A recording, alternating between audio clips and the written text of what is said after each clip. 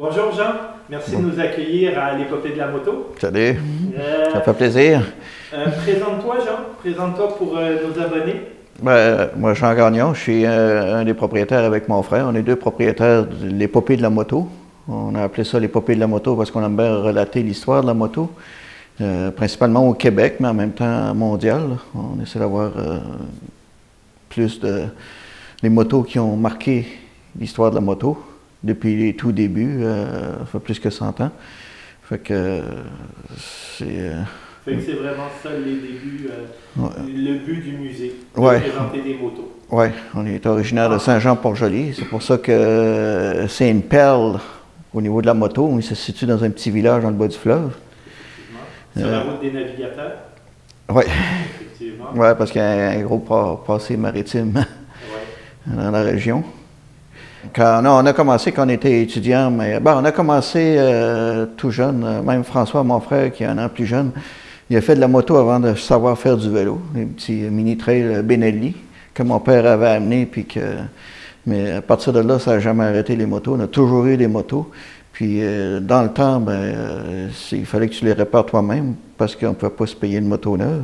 De toute façon, on a le goût de la mécanique.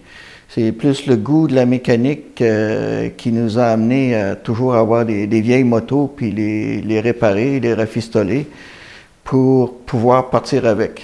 C'est un moment magique quand tu as réparé une moto, que d'embarquer sur la route, puis de s'apercevoir que ta réparation tient, même si on n'a pas toujours compris pourquoi.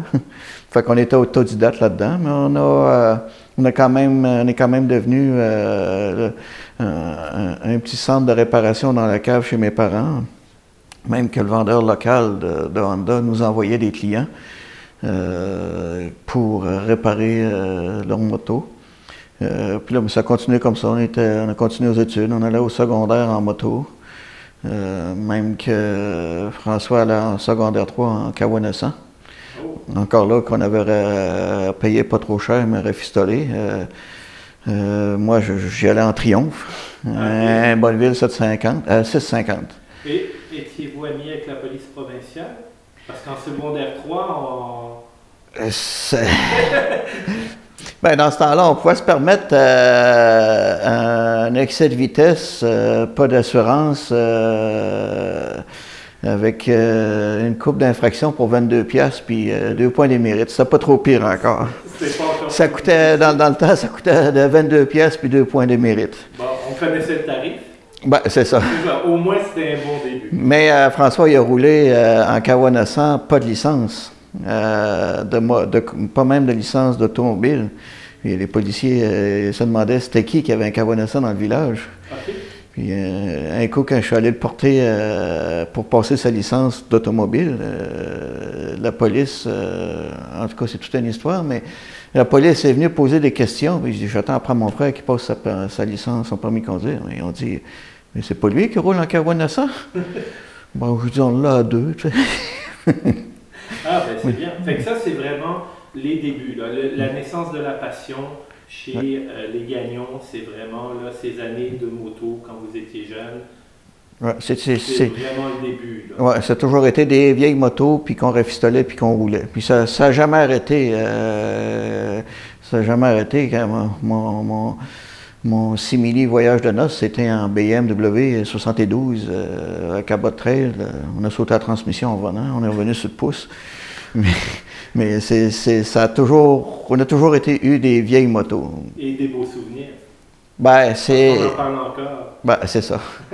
Une moto, ça a un lien spécial avec son conducteur. Quand on a la chance d'aimer la mécanique puis d'être bon en mécanique, tu peux te permettre de rouler avec des vieilles motos. C'est certain qu'une panne sur le bord de la route, c'est pas agréable, mais c'est des bons souvenirs. C'est des bons souvenirs. Ouais. Et là, tout ça, donc cette passion de la moto nous amène, j'imagine, à partir de quel moment vous avez commencé à réfléchir? En fait, est-ce que vous avez acquis des motos dans le but d'ouvrir un musée de moto ou est-ce que c'est le fait d'avoir acquis plusieurs motos qui a fait naître en vous l'idée créer un musée?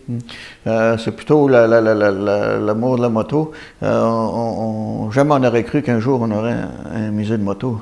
Surtout quand vient le temps de partir le travail, la famille. On a toujours continué à acheter des motos, même si ma conjointe du temps ne comprenait pas pourquoi est-ce que je partais, puis je revenais au soir avec mon frère, la remorque pleine de vieilleries qu'elle aurait carrément acheté. Mais non, c'est la passion de la moto. Puis il est venu un temps où on a eu l'occasion d'avoir des vraies belles pièces. Puis mais c'était dommage de les avoir un peu partout. On avait dans une grange, on en avait dans le fond du garage, on en avait un peu partout, on ne savait plus où les mettre. Puis on s'en est fait voler aussi. On s'est fait voler des belles pièces. Puis tout d'un coup est venue l'occasion de cette bâtisse-là, une entreprise qui a fait faillite, puis la bâtisse est venue en vente. Fait qu'on s'est dit, tiens, on va avoir au moins une place où entreposer nos motos, puis tant qu'à les entreposer, on va les mettre disponibles à ceux qui veulent venir les voir. On va les mettre disponibles pour les regarder. Fait que c'est comme ça que ça a commencé, puis mais on a quand même investi pas mal au niveau des aides décors. Puis ça nous a encouragé à continuer la collection. Mais on n'a jamais cherché, on n'est pas sur Internet, on ne cherche pas des motos, c'est plus des motos qui nous sont proposées. Okay. Fait que c'est toujours des occasions. Parce que si tu te mets à aller acheter des motos, ça va coûter une fortune. Là. Oui, c'est sûr, à un moment donné. Au début du musée de la moto, vraiment le tout début, de combien de pièces vous disposiez à l'époque pour partir le musée? Pour partir le musée, on a pu compter sur l'aide des amis. Dans le musée, on a peut-être une dizaine de motos c'est des amis qui nous les passent puis qui sont en exposition. Fait que fait que là, il y a 115 motos en haut. Fait que là-dessus, il y en a une dizaine qui ne sont pas à nous. Là. Fait que ça nous a aidés au début. Puis, fait que là, tranquillement, mais là, on manque d'espace. On est à l'étape où ce qu'on voulait éviter, il y a comme trop de motos. Fait que là, on voulait éviter d'avoir des motos cordées, mais fait qu'on manque d'espace. Okay. Et donc, à ce moment-là, vous en entreposez une certaine partie, puis vous exposez une autre partie, là, vos plus belles pièces, les pièces restaurées. Ça, vous les avez exposées et vous avez quelques motos en entrepôt. Ouais. J'imagine pour faire une rotation de votre aussi un petit peu occasionnellement. Oui, on essaye de faire une rotation pour que ça vaille la peine de revenir à chaque année. Oui. Et à ce qu'on voit, ça en vaut la peine, là. Je coupe la parole, mais ouais. À ce qu'on voit, moi, ça faisait 5-6 ans que je n'étais pas revenu et ça vaut vraiment la peine. Oui. Bien, on essaye de raffiner aussi, disons, toujours dans le but de raconter l'épopée de la moto. On essaie vraiment d'avoir les pierres angulaires de l'histoire de la moto. Ça fait que certaines motos que tu ne peux pas passer à côté, il faut les exposer, puis c'est une étape de l'histoire de la moto. Fait que on raffine toujours avec les nouvelles acquisitions. Puis, Quand vous faisiez des acquisitions au début du musée, quand vous faisiez des acquisitions, c'était quoi qui vous motivait, pas qui vous motivait, mais les aspects qui pour vous étaient le plus important? La rareté, l'état de la moto ou dans le but du musée de la faire fitter à l'intérieur du musée dans une thématique? La rareté, c'est toujours intéressant, mais c'est loin d'être ça peut être une rareté, mais si ça n'a pas représenté aucun avancement dans la moto ou dans dans l'histoire, c'est pas d'intérêt pour le musée. Okay. Fait que des fois, les motos qui ont pas été produites beaucoup, parce que c'était un flop ou c'est pas... mais on en a quand même quelques-unes qui ont même... on a une XLCR en haut que ça s'est pas vendu. C'est une rareté. Mais en même temps, pour l'histoire d'Harley-Davidson, mais ça l'a démontré une tournure dans l'histoire de Harley, où ce que là, Willie J. Davidson a essayé, quand il était jeune designer industriel, il a essayé rajeunir la marque un peu, là. OK. Fait que ça, c'est une rareté, il n'y en a pas beaucoup, c'est une curiosité, mais en même temps, elle est importante dans l'histoire de Harley. Fait qu'elle, on l'expose. OK, donc vous, l'importance de, oui, la rareté, mais aussi des motos qui ont une histoire, une moto importance. Qui a une importance dans l'histoire quelque part. Ouais. OK, parfait. Et l'autre chose que je voudrais savoir, c'est est-ce qu'il y a un prix à la rénovation? Pas un prix. Est-ce que quand vous voyez une moto, avant de vous dire, admettons, OK, cette moto-là, je vais l'acquérir, vous êtes obligé de réfléchir au coût de restauration ou non, vous pouvez faire autre chose avec comme l'exposé tel que vous l'avez obtenu, par exemple? On préfère une moto non restaurée. OK. Parce que sa valeur culturelle est plus grande que sa valeur monétaire. Okay. Souvent, quand il y en a qui viennent nous proposer des motos, puis ils disent « je l'ai toute restaurée au complet, j'ai même mis une belle couleur », ben, il dit « t'as enlevé toute la valeur de la moto ». Ah, OK. On préfère avoir une moto dans son jus, comme on dit, OK. même si la peinture est défraîchie, mais c'est sa peinture d'origine, mais ça relate un peu l'histoire de la moto. Ça relate de cette moto-là. OK. Et de ses anciens propriétaires. Fait que culturellement parlant, vaut mieux une moto défraîchie, mais dans son jus, comme on dit, là, avec de l'huile, puis elle a une valeur culturelle qui est plus intéressante pour le musée. Fait que c'est pour ça qu'on se dit souvent à des restaurateurs ou des gens qui décident de collectionner des motos, allez pas les démonter pour les restaurer, à moins que ce soit vraiment une épave. Des fois, c'est une moto est partie restaurée, mais à partir d'un paquet de morceaux. Là, tu n'as pas le choix. Mais culturellement parlant, on préfère les motos à l'état plus brut, à l'état c'est ça. Une moto qui a du vécu, en fait. Ouais, c'est ça. Il y a des motos dans le musée qui ont vraiment besoin de restauration, mais qui ne seront jamais restaurées. OK. Ça fait partie du charme du musée. Oui. Des fois, on a des questions, pourquoi vous ne la restaurez pas, mais elle ne sera jamais restaurée. OK. Une dernière petite aparté, je voudrais savoir, les motos, au moment où vous avez parti le musée et jusqu'à aujourd'hui, est-ce que vous les gardez fonctionnelles? Est-ce que celles qui étaient fonctionnelles le sont encore? En ce sens que oui, il y aurait peut-être besoin de mettre une batterie et ainsi de suite, mais est-ce qu'on pourrait considérer qu'elles sont fonctionnelles? Je dirais que 80% des motos exposées sont fonctionnelles. Que c'est certain que ça prendrait une demi-journée, peut-être une journée, les remettre il faut les changer d'huile, nettoyer le carburateur, mais 80% c'est des motos qui sont fonctionnelles. Il y a certaines motos comme entre autres, il y a une moto, elle n'est pas exposée, mais elle a été exposée, mais il manque un piston dedans. Okay.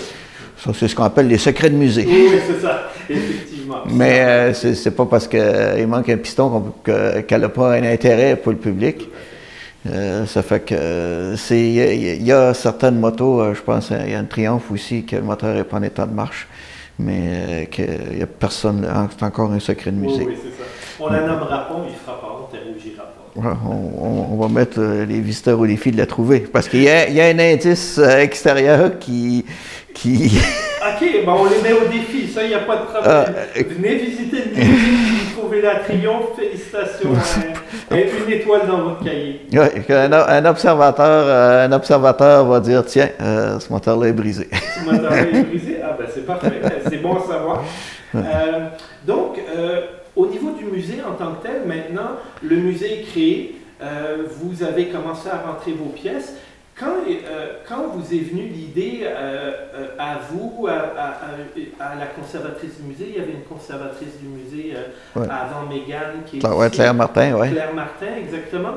Quand l'idée de partir des thématiques comme vous l'avez fait est venue, est-ce que ça s'est imposé? Parce que vous aviez, exemple, certaines motos italiennes, certaines motos d'une époque X, ou c'est vraiment un travail vraiment plus de conservateur, de mise en valeur? C'est quoi qui a fait qu'on est arrivé avec des thématiques? Bien, quand on a décidé de partir le musée, on a fait l'acquisition de la bâtisse. Là, on a fait appel à un de nos amis, Serge Bisson, qui est designer industriel. Puis c'est lui qui a tout dessiné les différentes thématiques, puis l'emplacement des motos, puis le décor qu'on voit là, c'est comme un peu une route sinueuse. Hein. Bon, mais c'est Serge Bisson là, ça c'est un designer industriel. Fait que, puis ceux qui ont fait les décors aussi, c'était quand même des personnes... des professionnels pour les décors. Du décor, c'est ça? Oui, même pour tout ce qui est peinture, tout ça, mais c'était... moi, d'où j'essaie de me souvenir, Edith Croft qui a travaillé pour le cinéma. Ah, OK. Sa spécialité, c'était... Donc, vous êtes allé chercher des ressources à l'externe pour être capable d'amener une vraie crédibilité, une vraie valeur esthétique au musée, en fait. Oui, c'est ce qui donne le côté professionnel au musée, disons. On a quand même investi pas mal au niveau des décors. Oui, fait qu'on n'a pas juste mis des motos en ligne. Parce qu'il y a une grosse différence entre visiter un musée, un entrepôt de motos, ou ben non, visiter un musée. Effectivement. Parce qu'il y a certains qui ont toujours de l'ouvrage, il nous reste, on a des motos qu'on n'a pas encore expliqué l'histoire de la moto. On manque de temps, mais en tout cas, autant que faire se peut, on dira, comme on dit, vous avez quand même un beau début. Ben, ça fait quand même, quoi, 15 ans que le musée existe maintenant? Peut-être pas.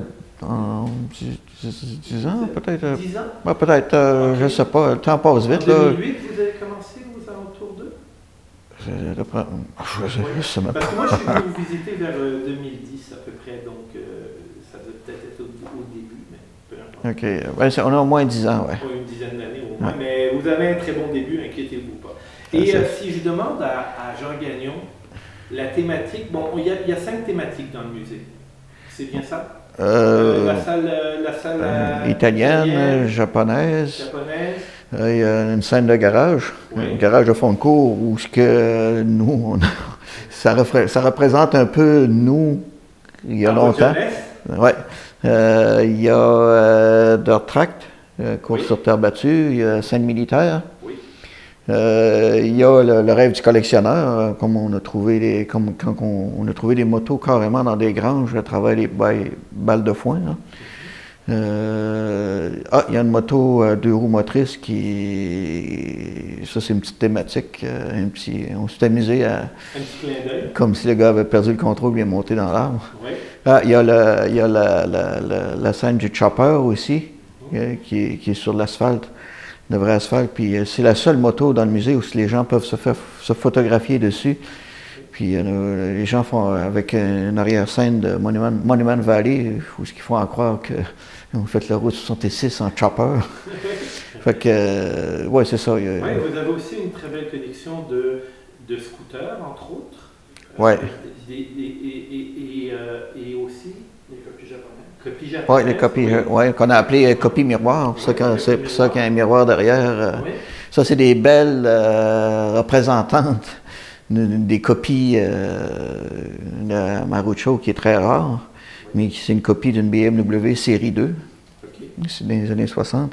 Il y a la Kawasaki 1965 qui est une copie d'une BSA. Ils ont même copié les vibrations. Puis les vitesses sont de l'autre côté. Ça allait jusque-là, ils étaient précis. Oui. Fait qu'en tout cas, on s'est amusé avec certaines mises en scène. C'est bien. Et dans toutes ces thématiques-là, si je vous demanderais une thématique qui est vraiment importante pour le musée, puis peut-être une moto à l'intérieur de cette thématique qui est vraiment importante pour le musée, en auriez-vous une? Ben, la thématique du garage, elle représente beaucoup pour moi et mon frère parce que ça sent l'huile même. Puis le vieux gaz. Et ça, c'est important pour un vrai moteur, lui, le vieux gaz. Oui, et là, j'ai toujours voulu rajouter une petite radio qui griche, là. OK. Parce que les longues soirées, même des fois des nuits, où tu entends les grillons dehors, la porte de la cave est ouverte, tu entends les grillons dehors, puis toi, tu cherches le trouble, puis tu le trouves pas. Oui. Puis tu essaies de retrouver comment remonter la transmission. Fait que c'est vraiment des beaux souvenirs de jeunesse, puis de voir, j'aime bien regarder la scène du garage en passant. Ouais. Ouais. Puis il y a quand même une belle Norton qui est dans ce garage-là, si je me souviens bien.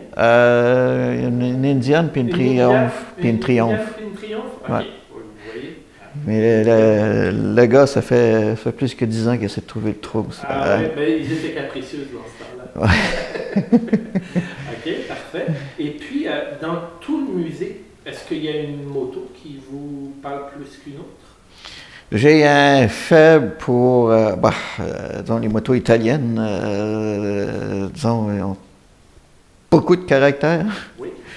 C'est le caractère du peuple qui se reflète dans leur moto. Je trouve que en tout cas, même... L'ADN, la personnalité, ouais. la passion, Ouais. la chaleur italienne.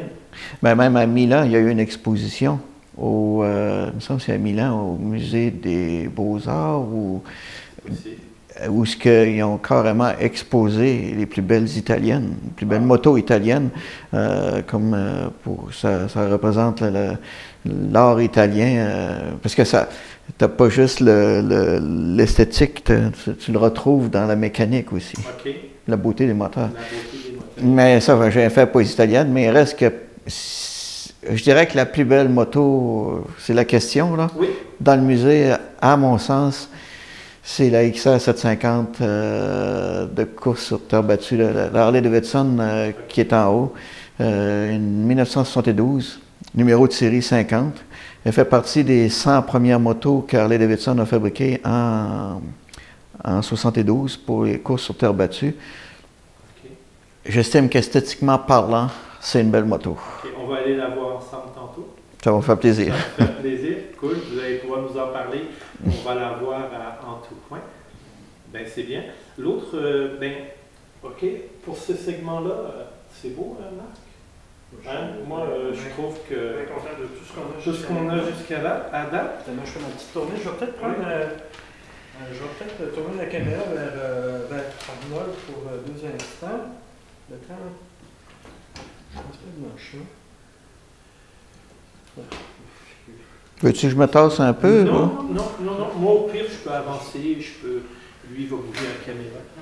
Parce que toi, tout le setup est fait pour toi. C'est vraiment, on voulait vraiment mettre un fondateur dans l'œil de la caméra pour donner un œil différent. Parce que je suis sûr que vos visites de musée, on n'est pas les premiers à le faire. Puis je suis sûr que quand on en parlait avec Marc, beaucoup de gens se sont beaucoup attardés aux motos, et ce qui est très correct, mais nous, ce qu'on veut, c'est demander au monde de venir ici, de continuer. Parce qu'on va en parler dans quelques secondes, on va parler de pérennité au niveau du musée. Puis on est en 2018, puis on n'est pas fou. Hein. Tout coûte de l'argent, je fais mon speech avant, puis après on va pouvoir échanger là-dessus. Et c'est ça. Quand j'ai parlé au gars, moi, comme je te dis, je suis venu en 2010, je pense, 2011 peut-être, ici au musée, avec une Kawasaki ZX-11 1990 qui était originale du début jusqu'à la fin. Elle avait 152 000 km, puis il n'y avait rien qui avait été changé sur cette moto-là. Ah ouais. À part l'entretien régulier, on parle. Là. Puis, je parlais avec des motards, puis musée de la moto, épopée de la moto, que c'est ça? Comment ça, tu connais pas ça? Au Québec, on a la chance d'avoir un musée qui est wow, puis tu connais pas ça. Tu peux pas me dire que tu enfiles une jaquette de moto puis tu n'es pas venu ici, là, à un moment donné. Oui, pour nous autres, c'est une aberration aussi, mais c'est révélateur quand même du type de moteur aujourd'hui. Oui, effectivement. Mais c'est révélateur aussi du type de voyageur, parce qu'aujourd'hui, les voyages, ils sont préparés d'avance sur Internet, les hôtels ou B&B, c'est tout réservé d'avance. Ils n'ont plus le temps ils roulent, ils regardent en avant pour se rendre à l'étape qu'ils ont prévue. Ça, c'est dommage. Il n'y a plus de l'aventure du voyage. J'en parle souvent avec mes compagnons de voyage et je leur dis le plaisir de se perdre. Le plaisir de juste arriver en quelque part et ça ne débouche pas. Je m'attendais à avoir le sable, puis je vois la mer. Je m'attendais à voir la mer, puis je vois un mur de roc. C'est juste pour ça qu'on voyage à moto, au fin de compte. Du compte. C'est ça, un GPS, c'est le fun pour aller du point A au point B, mais après, se perdre en moto, c'est juste génial. Le fameux GPS, là, bien en vue, là, sur le guidon, il cause beaucoup de dommages collatéraux. Effectivement, on a peut-être arrêté d'apprendre à découvrir puis à explorer, malheureusement. C'est un peu ça qu'on disait tantôt quand on disait l'attrait des anciennes motos, c'est ça, de ne pas être sûr qu'on va se rendre, de ne pas être certain qu'on va aller jusqu'au bout du voyage, mais de le faire avec des histoires et des souvenirs. C'est vraiment une grande différence. C'est une philosophie. Et c'est une chance qu'on a eue quand plus jeune, que le GPS n'existait pas, puis que le téléphone intelligent n'existait pas. On était chanceux. On partait sans même savoir ce qu'on allait dormir. Définitivement. Fait que...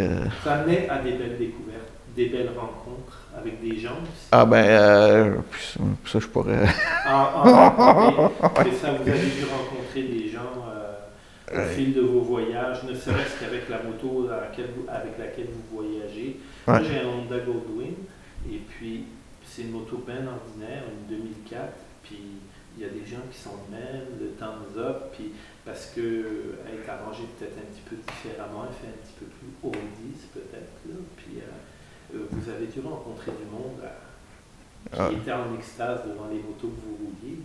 Ah ben oui. Parce que vous avez dû enrouler des motos qui sont à l'intérieur du musée. Oui, plusieurs. Plusieurs. Avant qu'elles fassent partie des pièces de musée. Oui, c'est comme la R90S, la BMW. Hein. C'est ça, les contraventions étaient rendues trop élevées. C'était une moto enivrante, avec les carburateurs de l'Orto 38 mm, avec les pompes d'accélération. Moi, j'ai beaucoup roulé en BMW, différentes BM, mais la R90S, elle a des cylindres en fond, avec les carburateurs, c'est une moto enivrante, fait qu'il y avait juste une vitesse dessus. Tu tournais la poignée, après ça, tu la tenais. Tu t'assurais que c'était... puis tu rentrais dans ta bulle, puis... mais c'était une autre époque. Comme on disait dans une autre vie que j'avais, on disait soudé. Disait soudé, ou on disait taquet. Ça ne peut pas aller plus loin. La poignée, elle vire dans le beurre. À un moment donné, c'est ça. Est au bout. Mais aujourd'hui, il y a beaucoup de trafic. Même les routes sont plus dangereuses parce que les voitures, les gens roulent à 120 km/h. Ils n'en sont même pas conscients tellement que c'est confortable. Ils ont tout un écran où tu vas passer ton temps à pitonner là-dessus. Les routes sont dangereuses. Maintenant, je roule avec une moto, tu n'as pas le goût de rouler vite. C'est un compromis. Ouais. On vieillit tous à un moment donné. Ah ben oui.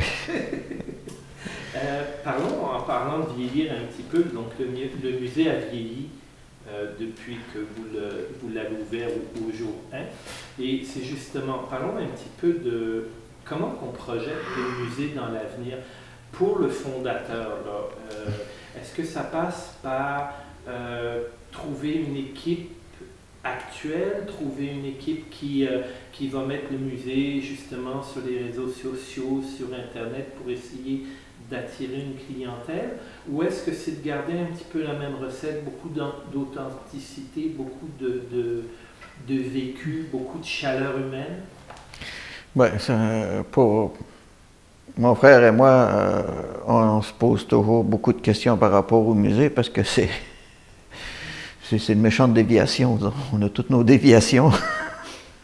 Ça fait que de posséder un musée de moto, il n'y en a pas beaucoup au Canada. Hein. Il y en a un ici, puis il y en a un à Vancouver. Après, en aparté, faites-vous des échanges avec des musées? Non, non, pas vraiment, non. Vous n'avez pas de collection qui circule, admettons, un musée qui vous emprunte une ou deux pièces ou... on a déjà passé, mais non, on n'en fait pas vraiment parce qu'on n'a pas le temps de s'en occuper du musée. C'est ça qui est dommage un peu. Là, Megan est plus axée sur les réseaux sociaux. ça a paru déjà cette année. Mais quand je dis qu'on se pose des questions en tant que propriétaire, parce que c'est un peu une folie, qu'est-ce qu'on va faire avec le musée? On a regardé pour l'avenue d'une fondation, parce que on vieillit. On vieillit, fait qu'on se pose des questions.